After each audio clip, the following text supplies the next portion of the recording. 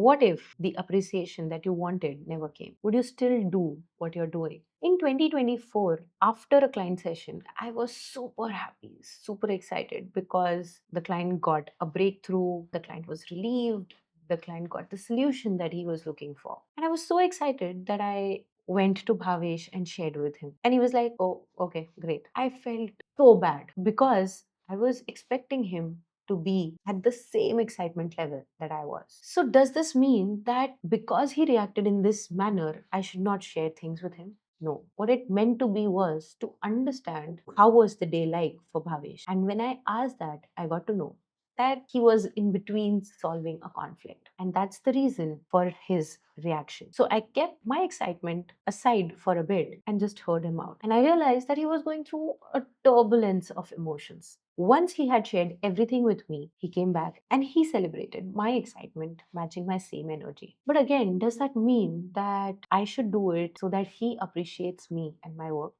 No. Even today, when I get ready in the morning, I just look at myself in the mirror and say to myself that, oh my God, you look so beautiful. Not every day Bhavesh or someone else says that to me, but I realize that I'm not doing it for others, I'm doing it for myself. And that is life changing because I'm not looking for validation outside. I'm okay if someone appreciates, and I'm okay if someone doesn't as well, because I have done that for myself. When we look for validation outside, we do things that would please others, so we get back to people pleasing, we get back to not being authentic with ourselves, or probably doing things so that someone else appreciates us. Maybe our spouse, our boss, our friends, our family. And that is again very tiring and exhausting. I think the first step to understanding this is to be aware that whatever I'm doing is it for validation. And you would know that when you don't get validated. And I'm sure if you are in constant search of validation, you would feel